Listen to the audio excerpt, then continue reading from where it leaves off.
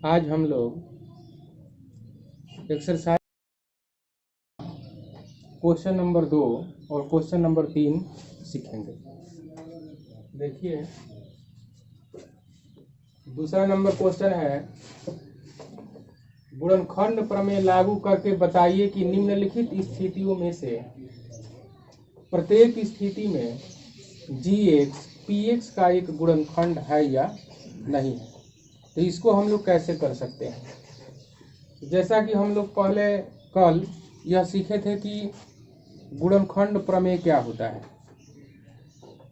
बड़ा घात वाले बहुपद में छोटे घात वाले बहुपद से जब हम भाग करते हैं, शेषफल 0 आ जाता है, तब हम कहते हैं कि छोटा घात वाला बहुपद बड़े घात वाले बहुपद का एक गुणनखंड है। इसी को हम लोग गुणनखंड प्रमेय कहते हैं। तब यहाँ पर हम लोग शेषफल प्रमेय का प्रयोग करते हुए शेष निकालकर यदि 0 प्राप्त हो जाता है तब हम लिखेंगे कि गुणनखंड है, और यदि 0 प्राप्त नहीं होता है तब लिखेंगे गुणनखंड नहीं है। आइए देखते हैं। पहले हम क्या करेंगे, ये जो px और gx लिखा हुआ है, हम gx को पहले मान लेंगे कि माना gx बराबर 0। तो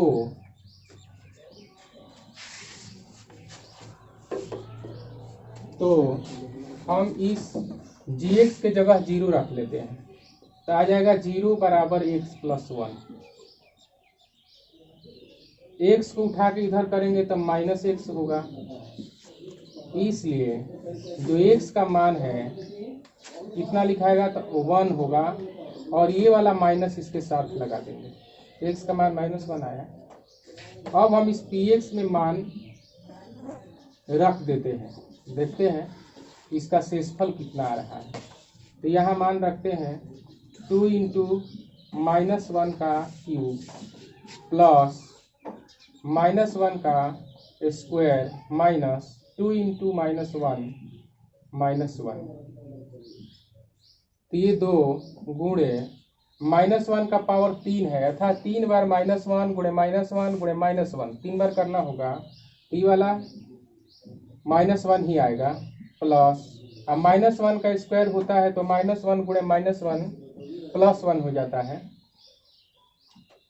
फिर यहाँ देखते हैं माइनस है, इधर माइनस है, तो माइनस और माइनस क्या हो जाएगा, प्लस हो जाएगा। आइए -1 लिख देंगे। तब यहाँ देखते हैं 2 में -1 का गुणा तो -2 प्लस 1 प्लस 2 -1 -2 से +2 -1 से -1 कट जाएगा, तो शेष कितना आ गया, 0 आ गया। तब यहाँ पर लिख देंगे कि चूंकि p-1 बराबर 0, इसलिए गुणनखंड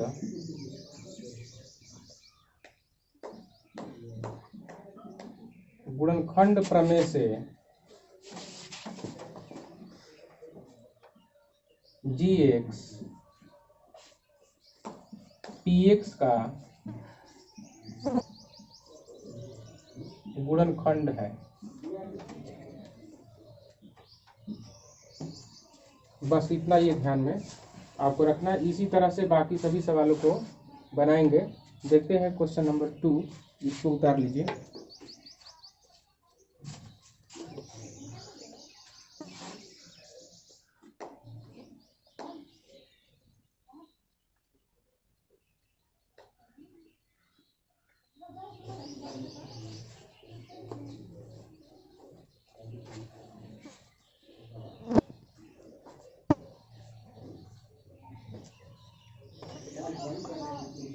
देखिए दूसरा, देखिए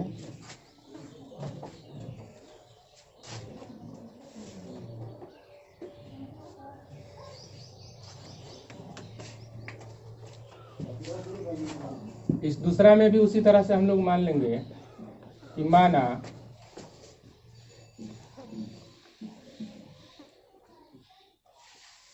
gx बराबर जीरो।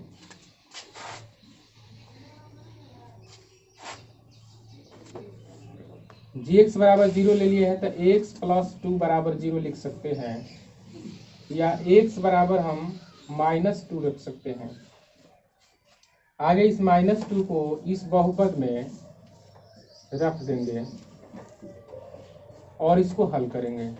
जहां जहां x है वहां -2 रखा जाएगा। 3 इंटू -2 का स्क्वायर प्लस 3 इंटू -2 प्लस 1। तो 2 का यदि 3 बार गुणा करें तो 8 आएगा, और माइनस है ना, -2 -2 -2 तीनों का गुणा करते हैं तो ये -8 आएगा, प्लस 3 गुणे -2 का स्क्वायर है तो -2 गुणे -2 प्लस 4 होता है। फिर यहाँ प्लस और माइनस है तो माइनस लिख लेंगे, 3 दूनी 6 प्लस 1, तो -8, ये 4 में 3 का गुणा कर देंगे 12, -6 प्लस 1। अब इसको हम लोग हल कर लेते हैं। तो यहाँ पर करते क्या है कि जो प्लस वाला है उसको एक साथ, हम माइनस वाला है उसको एक साथ। तो यदि हम -8 है, ये -8 है या -6 है, तो दोनों जोड़ेंगे तो -14, अब 12 में 1 जोड़ेंगे तो 13। यदि हम 14 में से 13 को घटाएं तो यह कितना आएगा, -1 आएगा। तब क्या देखते हैं कि -1 जीरो के बराबर नहीं है, तो इसलिए हम क्या करेंगे कि इसको यहाँ लिख देंगे, यहाँ लिख देते हैं कि चूंकि p-2 नॉट इक्वल टू 0, इसलिए gx px का गुणनखंड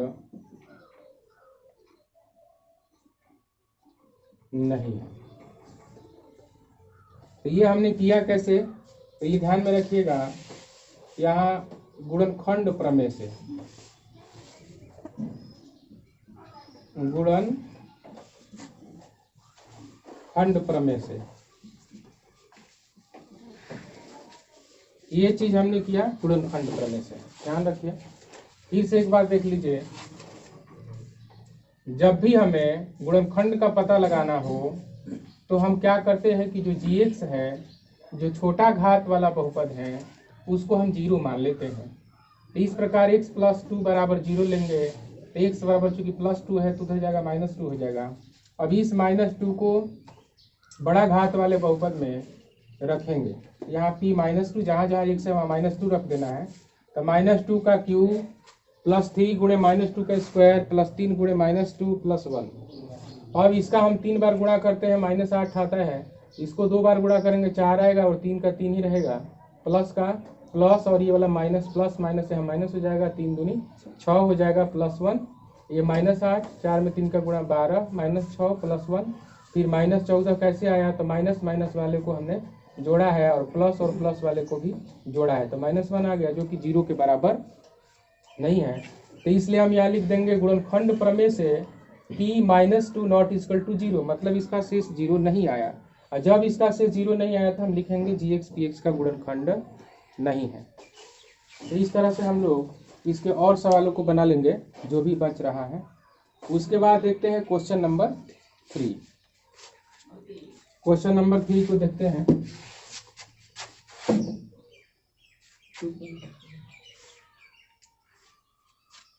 सेम टू सेम इसको भी हमें बनाना है। इसमें करना क्या है कि जो k का मान है ये हमें ज्ञात करना है। इसकी स्थितियां क्या दी गई है कि gx px का एक गुणनखंड है। gx हम लोगों का ये x माइनस, देखिए हम लोग क्वेश्चन नंबर 3 को देखते हैं, उसी तरह से इसको भी बनाएंगे। इसमें हमें k का मान ज्ञात करना है। इसमें यह दे दिया गया है कि ये gx है, x - 1 से यदि px में हम भाग करें तो शेष क्या आएगा, 0। तो इस स्थिति में हमें k का मान ज्ञात करना है जब गुणनखंड हो। इसमें भी हम लोग गुणनखंड प्रमेय का प्रयोग करते हुए इसको ठीक उसी तरह से बना लेंगे। gx हमारा x माइनस 1 है। इसमें भी हमने माना कि x माइनस 1 बराबर 0, इसलिए लिख सकते हैं x बराबर 1। कितना लिख सकते हैं? x बराबर 1। और इस 1 को इसमें हम रखेंगे, तो इसमें रखते हैं तो P1 बराबर, वो x की जगह रखना है 1, x की जगह रखना है 1 प्लस k। तो P1 बराबर ये 1, तो 1 का 1 स्क्वायर 1 ही होता है, प्लस 1 प्लस k। या P1 बराबर हम लिख सकते हैं 2 प्लस k, 2 प्लस k, क्योंकि हमें k का मान निकालना है। मैं आपको बताया था कि जब भी शून्य ज्ञात करना होता है हम P1 को क्या मान लेते हैं? 0। ये P1 क्या है? तो शेष है ना। हाँ, शेष जब 0 होता है तभी gx px का एक गुणनखंड होता है। इस स्थिति में हम लोग यहाँ गुणनखंड प्रमेय का प्रयोग करते हुए P1 को क्या मान लेंगे? 0 मान लेंगे। तो देखें, माना P1 बराबर 0, तब हम लिख सकते हैं इधर 0 बराबर 2 प्लस k। अब k को उठा के इधर कर लेते हैं तो माइनस k बराबर 2, इसलिए k बराबर लिख सकते हैं माइनस को उधर लगा के -2। ये हमारा आंसर है। ठीक है। ठीक इसी तरह से हम लोग इसको भी बनाएंगे, क्वेश्चन नंबर 2 को भी बनाएंगे। तो इसमें भी हमने उसी को मानना है कि माना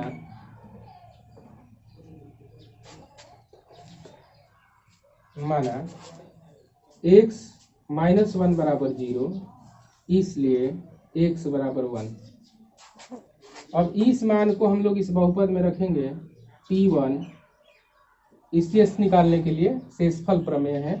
P1 बराबर 2 इंटू एक्स का मान 1 square plus k into 1 plus √2। तो P1 बराबर 2 प्लस k प्लस √2।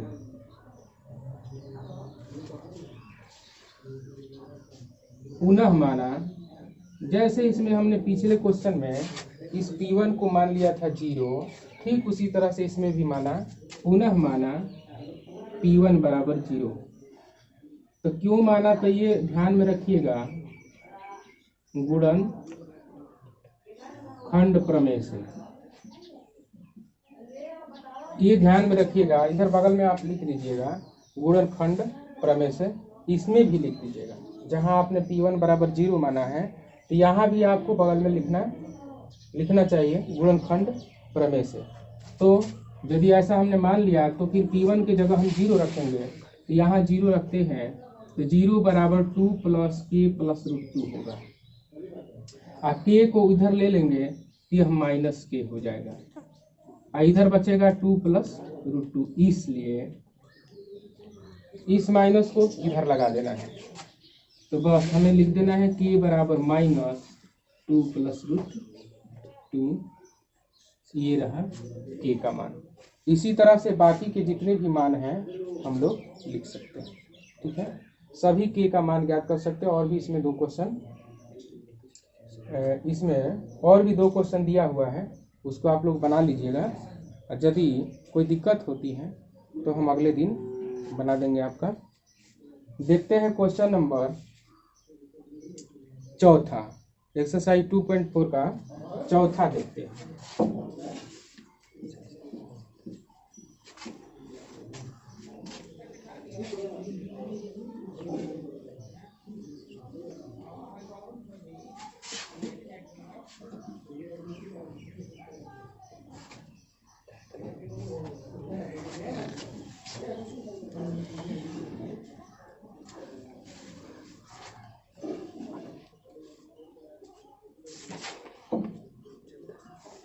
चौथा क्वेश्चन देखते हैं। चौथा क्वेश्चन में गुणनखंड करना है।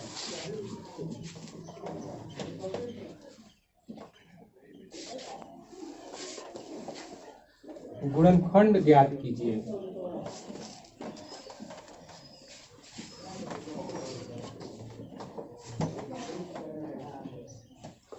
पहला है 12x² -7x + 1, इसका गुणनखंड हमें ज्ञात करना है। कैसे कर सकते हैं? तो मध्य पद विभाजन विधि मैंने आपको सिखाया था कि हम मध्य पद विभाजन विधि का प्रयोग कर सकते हैं। तो मध्य पद विभाजन विधि से कैसे निकालेंगे? तो आप ध्यान रखिएगा, इसका शुरू का अर्थात a, ये x² का गुणांक और जो अचर पद रहता है इसका गुणा कर लेते हैं। गुणा करेंगे तो आएगा 12x²। अब इसका हमें ऐसा खंड करना है ताकि वो जो खंड है उसको जोड़े अथवा घटाए, तो ये 7 आ जाए, ठीक है ना। तो यदि हम 3 से यहाँ विभाजित करें तो यह 4x² आ जाएगा। और ये हम जानते हैं कि 4 में 3 को जोड़ा जाए तो 7 प्राप्त हो जाएगा। तो इस प्रकार हम इसमें माइनस लगाते हुए इस x² को 2 भागों में बांट देंगे तो x हो जाएगा। तो 3x -4x कर देते हैं, इसको जोड़ते हैं तो यह -7x हो जाएगा। इसलिए हम ये हटाकर उसकी जगह ये लिख सकते हैं। आइए लिखते हैं 12x² -3x -4x + 1। अब क्या करेंगे कि इन दोनों में देखेंगे कॉमन क्या है। तो 3 से यह भी कटता है, 3 से यह भी कटता है, एक इसमें 2x है, इसमें 1x है। हम 3x को कॉमन ले लेते हैं। तो 3x को कॉमन ले लेंगे तो 3 से इसमें डिवाइड करेंगे तो यहाँ 4x आ जाएगा। और 3x यहाँ कॉमन ले लिए हैं तो यहाँ 1 आ जाएगा। इन दोनों में देखते हैं कि कोई कॉमन है नहीं, एक जैसा नहीं है। तो जब एक जैसा नहीं रहता है तो 1 ले लेते हैं। यहाँ माइनस है तो माइनस ले लेंगे, तो -1 लेंगे। और जब भी माइनस कॉमन लिया जाता है तो ये प्लस रहने पर माइनस हो जाता है और माइनस रहने पर प्लस हो जाता है। यहाँ माइनस कॉमन लिए हैं तो यहाँ बचेगा 4x, ये प्लस माइनस में बदल जाएगा और 1 का 1 होगा। ये दोनों देखना होता है कि कोष्ठ में बराबर आना चाहिए। यदि कोष्ठ में बराबर आ जाता है तो समझिए कि हमने सही बनाया है। इन दोनों के लिए एक आप बाहर ले लीजिए, 4x - 1, और ये 3x बचेगा और इसके साथ में -1 बचेगा। ये हमारा गुणनखंड है। ठीक इसी तरह से देखते हैं क्वेश्चन नंबर 2 देखते हैं। क्वेश्चन नंबर 2 है 2x² + 7x + 3। इसमें भी उसी तरह हम लोग को करना है। ये शुरू का और लास्ट का, शुरू मतलब क्या, x² का गुणांक और लास्ट मतलब अचर पद का गुणांक। तो 3 में और 2 का गुणा हो जाएगा, 3 में 2x² का गुणा होगा तो 3 दूनी 6x² होगा। अब इसका हमें ऐसा खंड करना है ताकि उसको जोड़ें अथवा घटाएं तो 7x प्राप्त हो। तो ऐसे कैसे प्राप्त हो सकता है? तो ऐसे प्राप्त हो सकता है 6x² तो ये है ही। यदि हम इसको 6 बार में ही ले लें तब यहाँ x² आ जाएगा। और x² के पीछे में कुछ नहीं रहता है तो 1 रहता है। इस x² को हम 2 भागों में बांट करके एक इसके साथ एक इसके साथ रख देते हैं, यानी 6x कर देते हैं और +x कर देते हैं। तब हम जोड़ेंगे तो ये 7x हो जाएगा ना। तो इसी को हम इधर लिख देते हैं 2x² + 6x + x + 3। अब इसमें भी कॉमन निकालते हैं। 2 के पहाड़ा में ये भी आता है, 2 के पहाड़ा में ये भी आता है, x भी है। तब यहाँ पर 2x कॉमन आ जाएगा। तो इसमें 2x कॉमन आ गया तो 1x इसमें बच जाएगा, प्लस इसमें 2x से भाग देंगे तो x से तो x कट जाएगा, 2 से भाग करेंगे तो 3 बचेगा, प्लस इन दोनों में कुछ भी एक जैसा नहीं है। तो जब एक जैसा नहीं रहता है तो क्या करते हैं, 1 लेते हैं। यहाँ 1 लिया हमने तो इसमें क्या बचेगा, तो x ही बचेगा, प्लस बचेगा, 3 का 3 ही बचेगा। फिर देखेंगे कोष्टक वाला बराबर है कि नहीं है, तो बराबर है। इन दोनों को कॉमन कर देते हैं, इन दोनों के लिए कॉमन कर देते हैं, x + 3 हो जाएगा। अब इसमें 2x बच रहा है और इसमें +1 बच रहा है, ये हमारा आंसर हो जाएगा। आइए इसी तरह से हम लोग क्वेश्चन नंबर 3 को भी देख लेते हैं। 3 भी बना लेते हैं, चौथा मैं छोड़ दूंगा आपके लिए, आप लोग बना लीजिएगा। तीसरा मैं बना देता हूँ। 6x² + 5x - 6। ठीक इसी तरह से जैसे हमने इसमें भी किया, ये 6x² है ना, और लास्ट का अचर पद -6 है, गुणा करेंगे तो -36x² हो जाएगा। अब इसका हम लोग को खंड करना है और खंड करके 5 प्राप्त करना है। तो हमें लग रहा है कि इसको यदि 4 बार में ले लिया जाए तो यहाँ पर -9x² आ जाएगा। ऐसा सोच के ही हम लोगों को लेना है, ताकि हम उसको जोड़ें अथवा घटाएं तो हम लोगों को बीच की संख्या 5x प्राप्त हो जाए। तो हम ऐसा देख रहे हैं कि यदि 4 से लेके जाते हैं तो 9 चौक 36 हो भी जाएगा, और 9 में से 4 को यदि घटा ले तो 5 भी प्राप्त हो जाएगा। तो हम इसको लिख सकते हैं ऐसे, x² को दोनों में डाल देते हैं तो ऐसे हो जाएगा 9x - 4x, लिख सकते हैं ना। ये वाला x एक इसमें छोड़ा, एक x इसके साथ लगाया, और 9x में से 4x को यदि घटाते हैं तो ये 5x भी प्राप्त हो जाएगा।